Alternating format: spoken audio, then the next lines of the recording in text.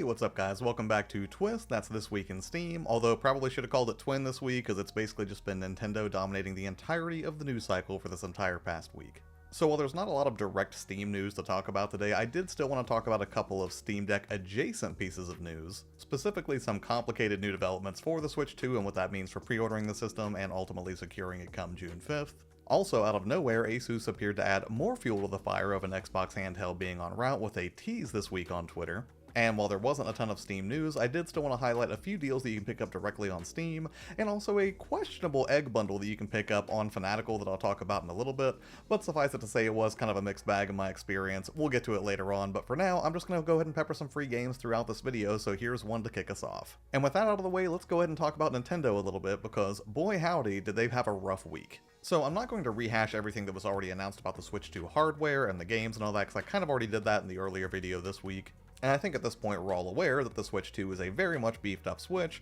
They've got some cool games coming down the pike, but the real point of contention that came after we had the Nintendo Direct was reaction to the pricing. And again, here in the US, that's $449 if you just wanted the system by itself, or $499 if you wanted to get the system bundled with Mario Kart World. Which, to me, didn't seem overly exorbitant. I kind of expected they would come in at least a $400 price point for the system, but I think the larger pain point for most people was the increased price of the games, which was heavily reflected when they did their Nintendo Treehouse events, showcasing Mario Kart World and Donkey Kong Bonanza, during which the entire livestream chat was overloaded with messages of drop the price almost exclusively, or slight variations on the theme, and suffice it to say, Nintendo fans are not very happy with the pricing of games, especially with some of the confusion surrounding the $80 to $90 price point. This was something that I actually had to edit out of my video that I did the other day because I could have sworn that I saw that Switch games were going to be $90 in some cases, then I couldn't find it, and then it turned out that in some regions it was showing a price of $90 for certain titles, so there's just a lot of confusion surrounding the pricing for Switch games. And to complicate matters further, just securing the system could be a bit of a struggle, because Nintendo walked back its original pre-order date of April 9th that everybody was anticipating here in the US,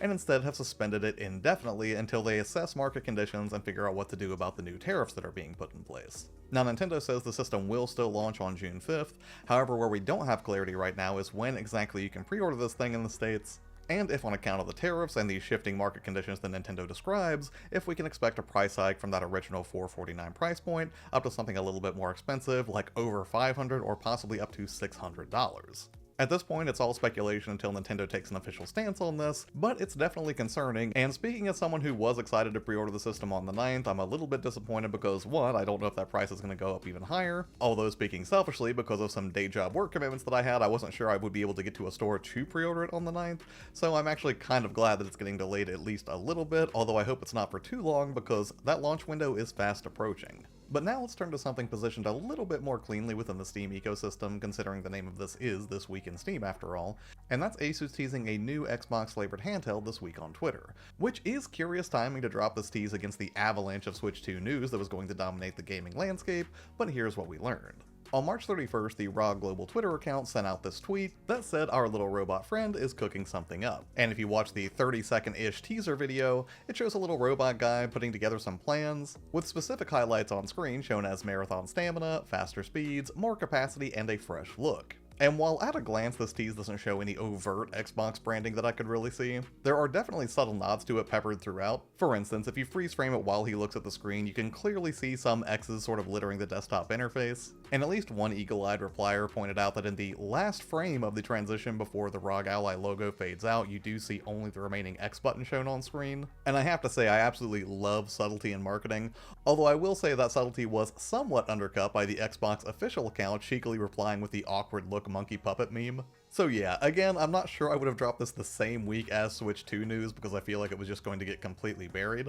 But it's certainly interesting nonetheless, and definitely adds fuel to the fire of those Xbox handheld rumors, and that probably getting closer to becoming a reality. And now let's round this out with some actual Steam news, or at least Steam deals I should say, and not a ton to report on this front. There's not like a massive sale going on right now, although I did notice a couple of franchise sales that I thought were worth mentioning. One would be the Devil May Cry franchise sale that's going on where you can get pretty much every game in the series at a deep discount, which makes sense since they're clearly trying to cross-promote with the Devil May Cry anime, which I am very excited to watch at some point this weekend, chiefly because it appears to feature a lot of trashy early 2000s nu metal, which personally I think is very on brand for the Devil May Cry property. And there's also a Mortal Kombat franchise sale going on, where you can scoop up some of those earlier entries also at a deep discount. Or if you want to grab the latest Mortal Kombat 1, it is 67% off right now for $16.49 versus $49.99. And finally, there was a deal going on at Fanatical where they're doing a mystery egg bundle. Now, I'm usually pretty split on these because I feel like the amount of value you get can be questionable at best,